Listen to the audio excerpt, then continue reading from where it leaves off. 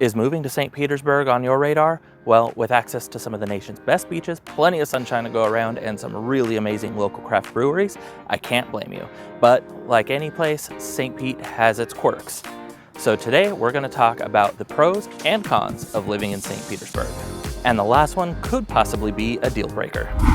But before we get into it, if you're new to the channel, my name is Travis McDonnell. I'm a real estate agent here in the St. Pete Clearwater area, covering the entire Tampa Bay. Thank you for stopping in. Now let's go ahead and talk about the pros and cons of living in St. Petersburg, Florida.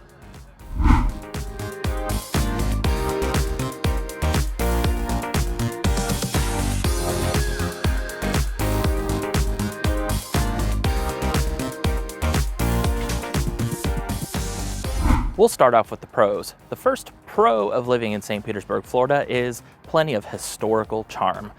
St. Petersburg has areas that were developed anywhere between the 1930s and 40s all the way up to present day. And because of that, there's a lot of 1930s and 1940s architecture with big, beautiful homes that have had a lot of attention to detail put into them. There are also pockets of neighborhoods where there's homes from the 1950s that have the mid-century modern style. And then of course you have more modern homes. A lot of the neighborhoods that were developed in the 1930s and 40s have brick streets, which are really, really beautiful and add a lot of character to the neighborhood. Of course, they're pretty bumpy to drive on, but it just comes with the territory. Now, for the most part, every neighborhood in St. Pete has its own very unique personality to it, and a lot of them do have that historical charm. The second pro on our list is one that brings a lot of people to this area, and that is waterfront access. Pinellas County sits in between the Tampa Bay and the Gulf of Mexico, which means that we have water on three sides, which also means that we have lots of waterfront area. Having so much access to water means that we have a variety of different types of properties with waterfront access or waterfront views. Now, if you go to the downtown St. Petersburg area, it sits right on the Tampa Bay, and there's lots of condos with really great waterfront views. Of course, that comes at a price, but so does everything else. As you move away from downtown St. Petersburg, there's lots of neighborhoods that sit right on the water that have waterfront access. You'll find homes of a variety of sizes that have their own boat docks or boat lifts, neighborhoods that have their own boat ramps, or if you head more towards the beaches, you'll even find more condos with beachfront views. Of course, most of those are not within the city limits of St. Petersburg, but they're really close by anyway, so we'll just drop those in there. In addition to views of the Gulf and the Bay, there's a lot of different ponds and lakes within Pinellas County, and a lot of them are man-made, which are required for drainage with how much rain we get here in the summertime. But there are plenty of little natural lakes and streams that can be found throughout the area, like the one that I'm at here at Walter Fuller Park. You can see there's this beautiful water right here, and there's lots of neighborhoods that have either a view of it or easy access to water similar to this. Now to move on to the third pro of living in St. Petersburg is local craft breweries. Last time I checked, Pinellas County has 48 craft breweries, which is a ton, and a large portion of those are in the city of St. Pete. This is one of the things that got me very excited when I was looking at moving to St. Pete. You have a variety of different types of breweries, some that focus more on lighter beers, some that focus on darker beers, quirky, creative, off-the-wall kind of beers, and everything in between. A lot of them have really great outdoor areas. Some of them are indoors, some of them are laid back, some of them are exciting. Basically, you have a brewery for every type of person. In addition to breweries, we also have a few distilleries that I encourage you to check out if that's your sort of thing. Now, the fourth pro of living in St. Petersburg is all of the local festivals and events that we have.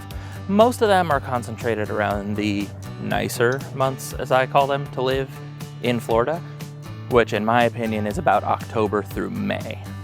During this time, it seems like every weekend there's multiple different festivals going on. We have everything from food truck festivals to a reggae festival. We have art festivals, we have beer at the pier, and so many more that I can't even name them all. As far as the events go, we have the St. Pete Grand Prix, we have the Rays baseball games at Tropicana Field, we've got the Tampa Bay Rowdies, which is a professional soccer team. We've got concerts, we've got everything that you could ever want right here in St. Pete. And the fifth pro on our list is outdoor living. In St. Pete, people love to be outdoors every chance they get. Many houses here have screened-in patios so that even during the summertime when we have loads of bugs, you can sit out on the patio, not get eaten alive by bugs, and enjoy our daily summertime thunderstorms. All the time you'll find people outside walking, running, kayaking, bicycling, fishing. I mean, the sky's the limit. We've got just about everything you would ever want to do here. Well, except hiking and anything snow related, of course. Now that we've covered the good stuff about living in St. Pete, if you're finding any of this helpful, go ahead and click that subscribe button. If there's something else that you're wondering or something that I didn't cover, there's a link down in the description where you can schedule a one-on-one video chat with me and I can answer any questions that you have about living in the St. Pete area.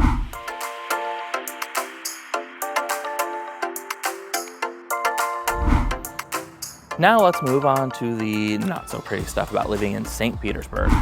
Number one is pretty obvious, and that is that we have tourist crowds. In the summertime, it's not so bad, but once we start to get into those nicer months, in my opinion, October through May, we have lots of people that want to come here and visit Florida, a lot of times to escape the frozen, snowy weather of the frozen cold north, and come here and enjoy some beautiful sunshine.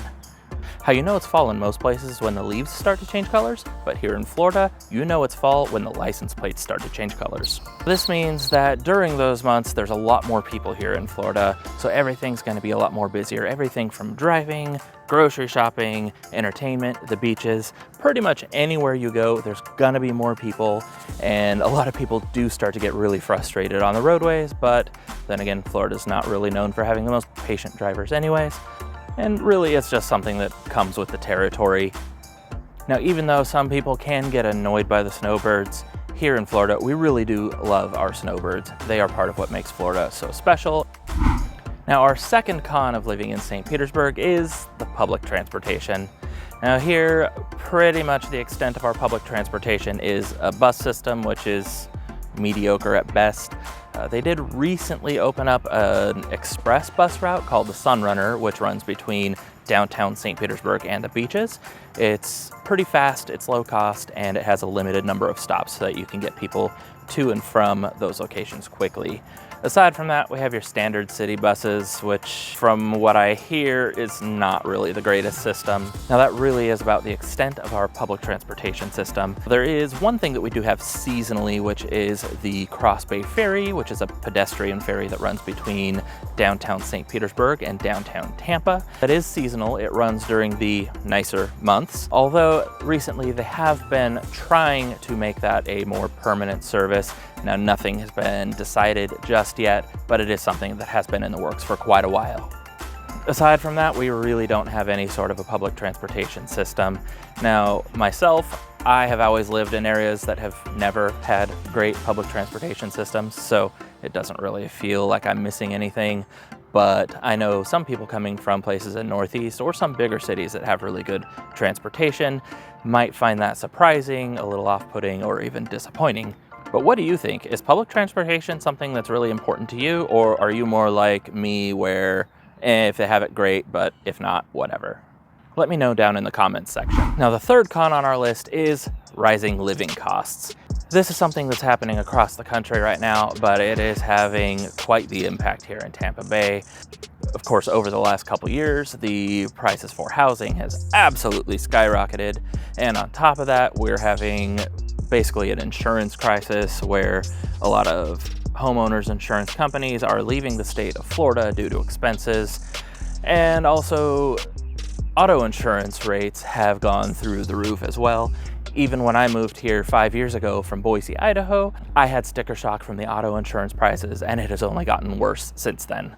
Our power rates are very high, especially since you have to run your AC basically non-stop during the summer months, and property taxes are a little bit on the high side.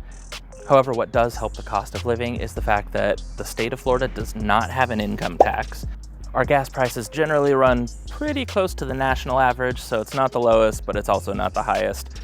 Vehicle registration isn't too bad, and our sales taxes are pretty reasonable, but still, it gets very expensive to live in this area. Now, the fourth con on our list is the competitive housing market. In a lot of other parts of the country, the housing market has started to tame down a little bit from the craziness that we've had over the last couple of years. And while it has tamed down somewhat here in Florida, our housing market is still going very strong and it is still quite competitive. Houses aren't selling in 1 or 2 days like they were just last year, but overall, it is still very much a seller's market, which can be something that's quite frustrating for buyers. And our final con on the list is flooding. Because we're surrounded by water, the terrain is flat, and we're in a hurricane-prone area, flooding is just part of life here. The risk of flooding is a lot higher in some areas than it is in others, and a lot of that does have to do with hurricanes, but even outside of hurricanes, there are other events that could cause flooding in certain areas. In fact, just a few months ago during Hurricane Idalia, even though it didn't hit us directly, there were several areas around Pinellas County that were flooded due to the storm surge from Hurricane Idalia. And for the people who live in those areas that got flooded, if they don't have flood insurance, they're going to have a very hard time finding help to repair their properties. For homeowners, the biggest part of this is the added cost for flood insurance. Not all areas require flood insurance, but if you live in an area that is flood prone, it is highly recommended that you have flood insurance. However, that can cost several $100s a month in addition to your regular homeowner's insurance. It's not fun to talk about, but it's just part of living near the water. For some people, the added cost of flood insurance is something that they do not want to deal with, and they ask specifically to be in areas that do not require flood insurance.